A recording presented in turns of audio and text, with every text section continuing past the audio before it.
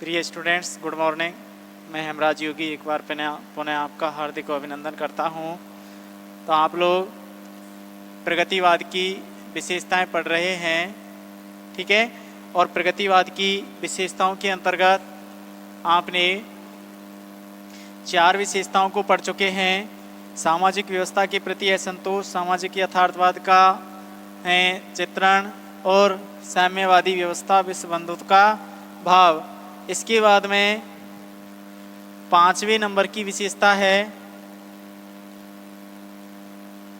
5वीं विशेषता पढ़नी है शोषित वर्ग के प्रति, शोषित वर्ग के प्रति, शोषित वर्ग के प्रति सहानुभूति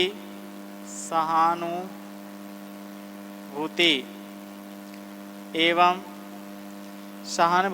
क्रांति का आह्वान।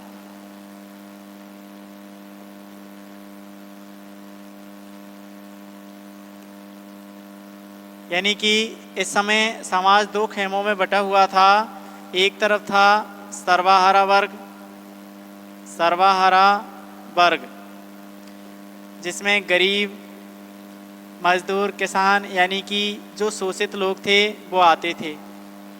शोषित जिनका पूंजीपति क्या करते थे, शोषण। और दूसरी तरफ था पूंजीपति या सामंतवाद, ये इनका क्या करते थे, शोषण करते थे। इसको इसलिए क्या कहा जाता था, शोषक। तो एक तरफ शोषक वर्ग हो गया और एक तरफ शोषित वर्ग हो गया जिसका शोषण किया जा रहा है, जिसमें गरीब अशिक्षित लोग आते थे। गरीब, मजदूर, अशिक्षित लोग इसके अंतर्गत आते थे। उधर क्या है, पूंजीपतियों में सामंतवादी लोग आते थे जो गरीब लोगों का क्या करते थे, शोषण करते थे। अब देखिए, इसमें आप लिखिए और लिखते हुए हम आपको समझाएंगे।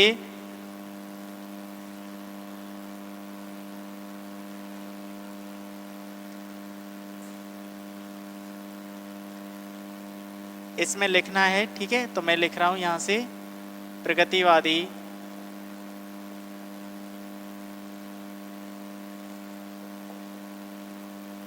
कविताओं में शोषित वर्ग के प्रति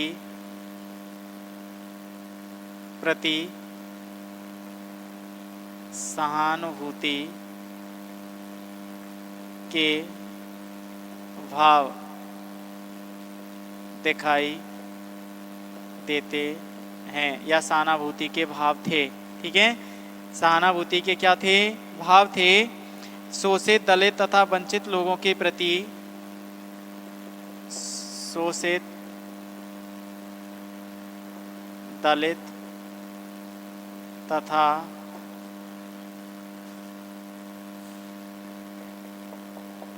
वंचित लोगों के प्रति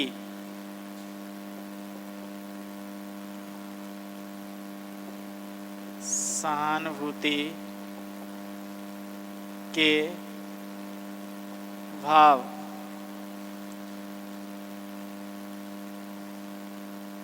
थे।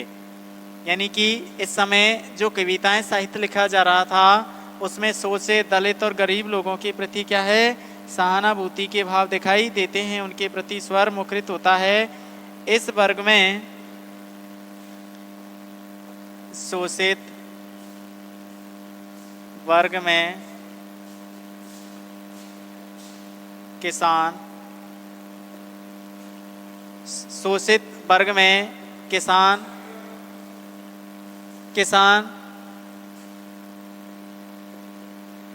मजदूर, शोषित जो वर्ग है इसके अंतर्गत आने वाले लोग हैं किसान, मजदूर, अछूत,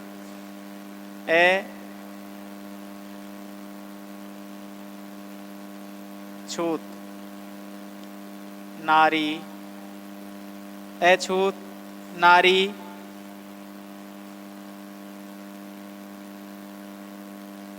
मध्यम वर्गीय, मध्यम वर्गीय कर्मचारी, कर्मचारी, शोषित वर्ग में किसान, मजदूर, अछूत नारी, मध्यम वर्गीय कर्मचारी आदि आते हैं।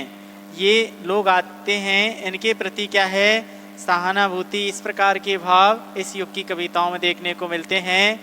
जैसे मुंशी प्रेमचंद की कहानी है जिसमें ठाकुर का कुआं, तो उसमें किस प्रकार से अछूत लोगों के बारे में वर्णन किया गया है कि उस महिला को ठाकुर पानी, जो निम्न वर्ग के लोग थे, ठाकुर के कुएं से पानी नहीं भर पाते थे। ठीक है भाई, उस कहानी में आप उसका भाव समझ लीजिए। बस वह अपने पति की जान बचाने के लिए और ठाकुर के कुएं पर पानी भरने के लिए किस प्रकार से छुपके जाती है, इसका क्या हाल होता है ये आप पढ़ चुके होंगे। ठीक है, तो आप देख लीजिए, किसान, मजदूर, अछूत नारी, मध्यम वर्गीय कर्मचारी आदि इसके अंतर्गत आते हैं, जिनके प्रति सहानुभूति के भाव थे। इस वर्ग को संगठित शक्ति से, इस वर्ग को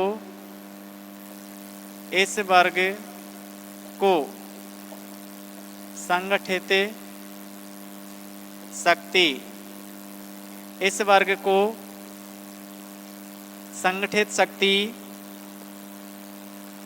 शक्ति से परिचय कराना, संगठित शक्ति से परिचय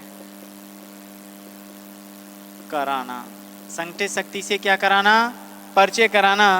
इसके बाद में आगे लिखिए, और शोषकों के विरुद्ध विद्रोह, और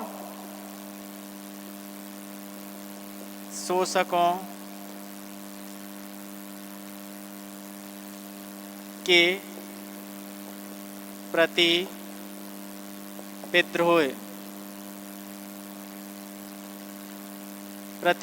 विद्रोह, एवं क्रांति का आह्वान करना।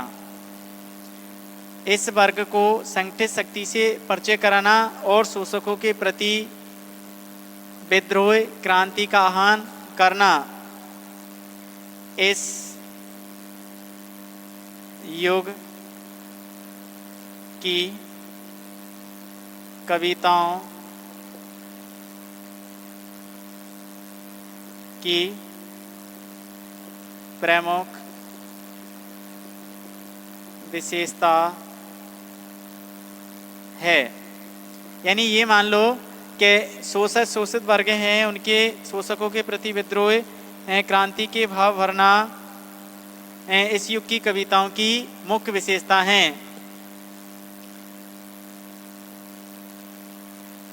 इस युग की कविताएं, इस युग की कविताएं शोषकों, पूंजीपतियों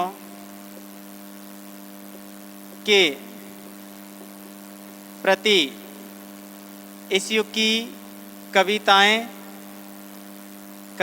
शोषकों, पूंजीपतियों के प्रति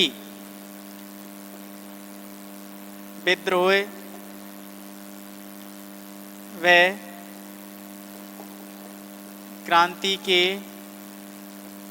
भाव पैदा करने वाली थी। यानी ऐसे है कि इस युग की कविताएं जो सर्वहारा वर्ग के लोग थे उनमें विद्रोह के भाव पैदा करती थी, भाव पैदा कर सकती थी। तो 5वें नंबर की विशेषता हो गई शोषित वर्ग के प्रति सहानुभूति के भाव इस युग की कविताओं में देखने को मिलते हैं। ठीक है, इसके बाद में 6वें नंबर की जो विशेषता है उसको लिखिए, साम्राज्यवाद।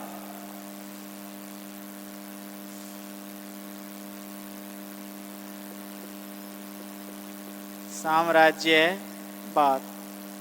देखिए इस युग की जो कविताएं हैं उसमें साम्राज्यवाद, पूंजीवाद, सामंतवाद, इनके प्रति क्या है, विद्रोह के भाव दिखाई देते हैं।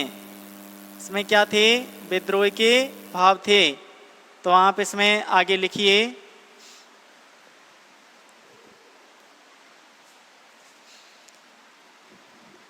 साम्राज्यवाद, साम्राज्यवाद, सामंतवाद, सामंतवाद एवं पूंजीवाद, सामंतवाद एवं पूंजीवाद या पूंजीवादी व्यवस्था, पूंजीवादी व्यवस्था के प्रति विद्रोह के भाव, विद्रोह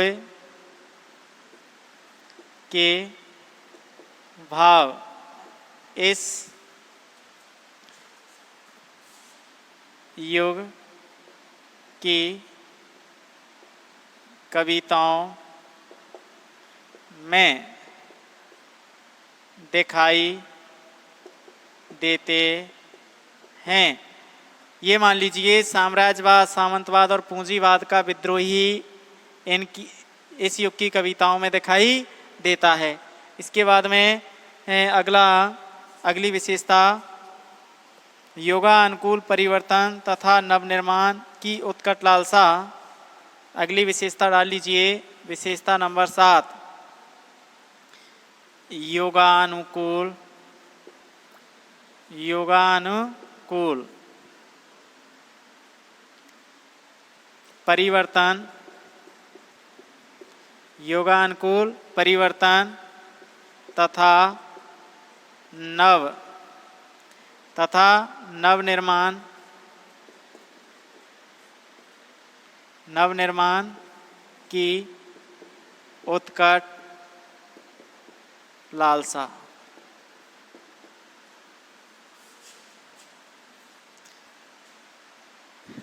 योगानुकूल, इस युग में योगानुकूल परिवर्तन, युग के अनुकूल कविताओं में क्या किया गया, परिवर्तन। कभी युग के अनुसार, जैसा समय था, तो ये जो प्रगतिवाद का समय था 1938 से लेकर के 1943, तो इस समय बहुत से आंदोलनों का दौर था। तो उस समय क्या हुआ, आंदोलनों का दौर चल रहा था। तो इस समय 1938 से लेकर के 1943 के समय जो कविताएं लिखी गई, इन कविताओं में युग के अनुसार परिवर्तन किया गया। योगानुसार क्या हुआ, अपने आप में परिवर्तन और नवीन लालसाएं पैदा हो गई थी। तो इसमें आप आगे लिखिए, इसमें इसके वर्णन में लिखिए,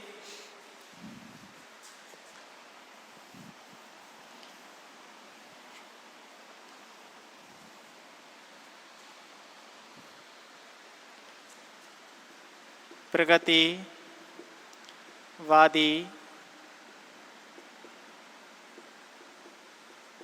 कविताओं में, प्रगतिवादी कविताओं में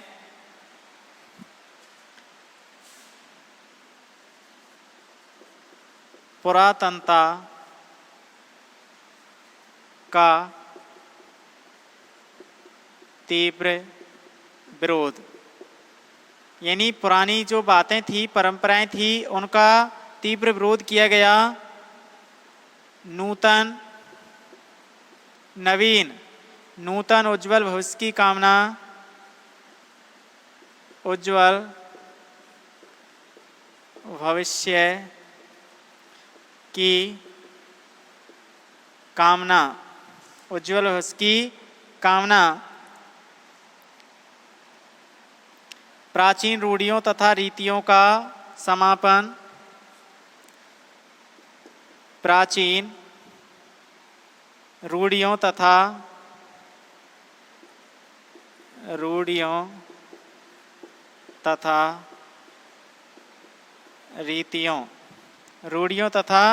रीतियों का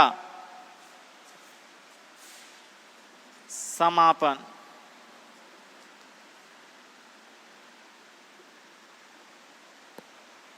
पुरानी जो परंपराएं थी प्राचीन, उनका क्या है, तीव्र विरोध किया गया। और इसके बाद में जो प्राचीन रूढ़ी और परंपराएं थी उनका समापन, उनका क्या किया गया, समापन। तो इस युग की कविताओं में इस प्रकार की विशेषताएं क्या है, दिखाई देती हैं।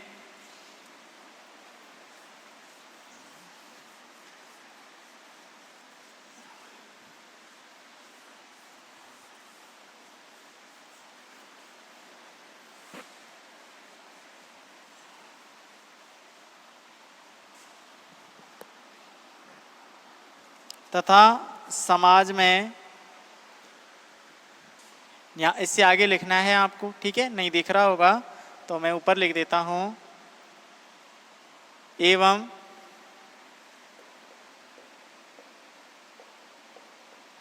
समाज में, एवं समाज में बसंत के रूप में,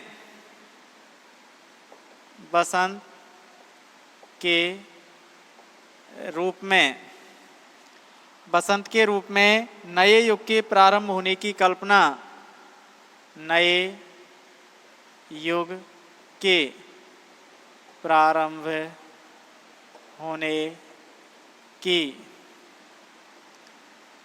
कल्पना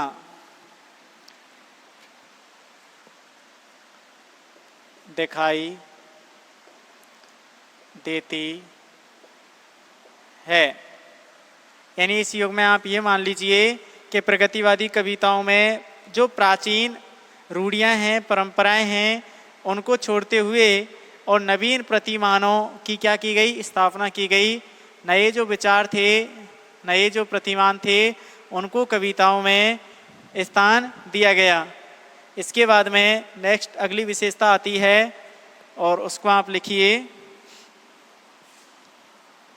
मानवीय शक्ति पर दृढ़ आस्था। 8वें नंबर पर लिखिए, विशेषता 8, मानवीय शक्ति पर, मानवीय शक्ति पर दृढ़ आस्था, मानवीय शक्ति पर दृढ़ आस्था। ठीक है भाई। और इसमें आप लिखिए, मानव, इस युग की कविताओं में प्रगतिवादी कविताओं में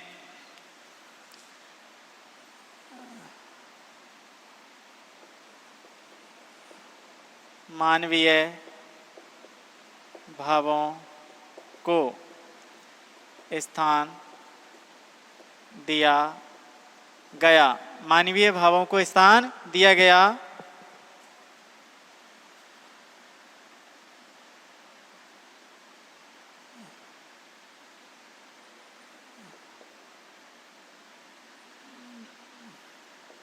मानवीय शक्ति के प्रति दृढ़ आस्था का वर्णन किया गया, वर्णन किया गया। इसके बाद में आगे लिखिए, मानव की अपरिसीमित शक्ति, मानव की अपरिसीमित सीमित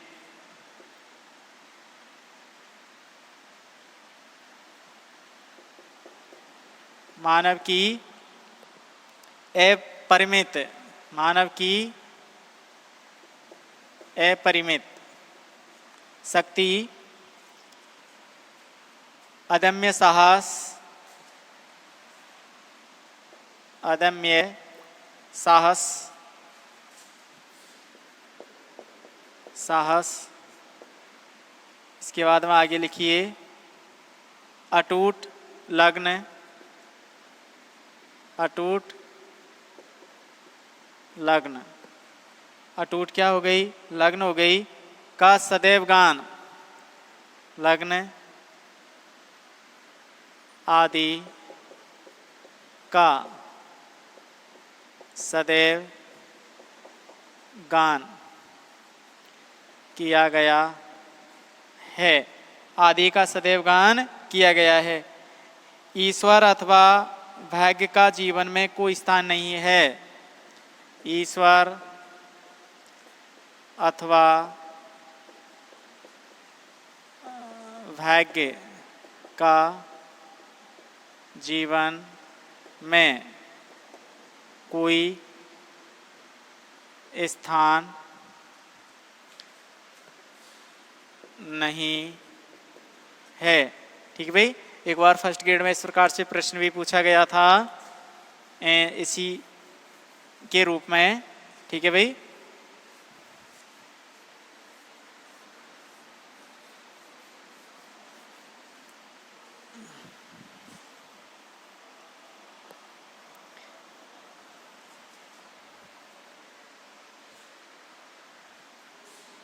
जन शक्ति या संगठित शक्ति, जनशक्ति या संगठित शक्ति को महान माना है, को महान माना गया है। इसे क्या है? महान माना है। मानव को इस धरती का, मानव को इस धरती का देवता माना गया है। मानव को इस धरती का क्या माना गया है? देवता माना गया है। ठीक है, तो इसमें जनशक्ति का जो संगठित रूप है उसी को महान माना गया है, उसी को महान माना गया है। तो मानवीय शक्ति पर क्या है? इस युग की कविताओं में दृढ़ आस्था दिखाई देती है। मानवीय शक्तियों पर क्या है? दृढ़ आस्था दिखाई देती है। प्रगतिवादी कवियों में मानवीय भावों के प्रति जो स्थान दिया गया है, उन्होंने मानव के अटूट लग्न, साहस, यदि हमारी किसी कार्य के प्रति अटूट लग्न है तो हम जीवन में उस कार्य को एक ना एक दिन निश्चित रूप से क्या है? पूर्ण कर सकते हैं। जैसे कोई भी कंपटीशन की आप तैयारी कर रहे हैं या हम तैयारी कर रहे हैं, तो उसमें हमारी जो लग्न है वह क्या है? विश्वास अटूट होना चाहिए, तो हम उसको एक दिन जरूर जीवन में प्राप्त कर लेते हैं। तो इस प्रकार से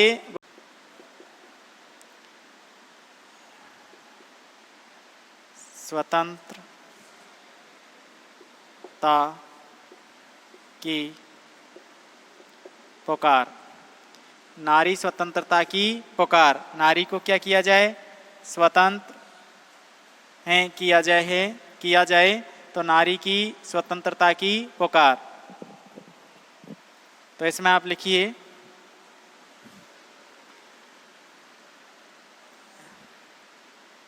नारी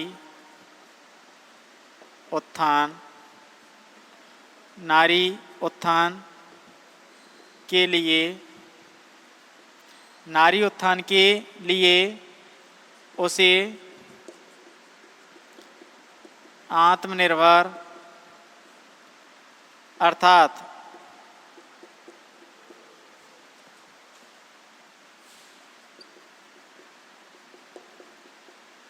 स्वावलंबी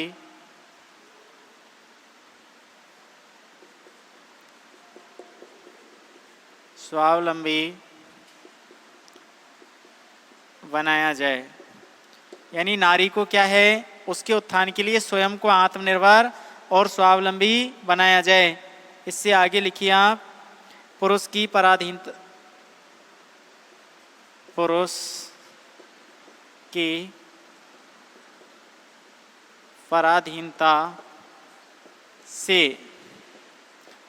नारी को मुक्त कराने के लिए, नारी को मुक्त कराने के लिए आह्वान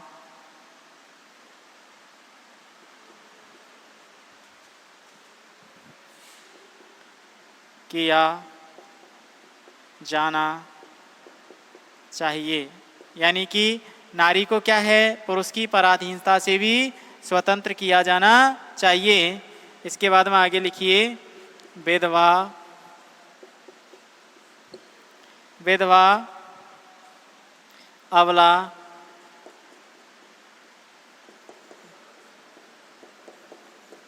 नारियों के प्रति, यानी कि विधवा अबला नारियों के प्रति असीम वेदना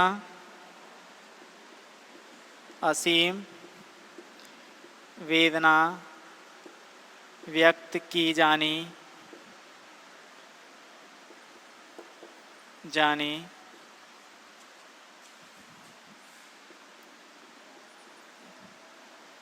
चाहिए। यानी नारियों के प्रति असीम वेदना भी व्यक्त की जानी चाहिए। नारियों के, विधवा अबलाओं के प्रति कवियों का जो साहित्य है, उस साहित्य के अंतर्गत उनके जो दीनहीन गरीब उनकी जो स्थिति है उसके प्रति वेदना होनी चाहिए। तभी नारियों क्या है, स्वतंत्र हो सकती हैं और उनको भी क्या है, आवाज़ उठानी चाहिए। अबला जो स्त्रियां हैं उनको भी क्या है, आवाज़ उठानी चाहिए। तो इस प्रकार से क्या किया गया है, वर्णन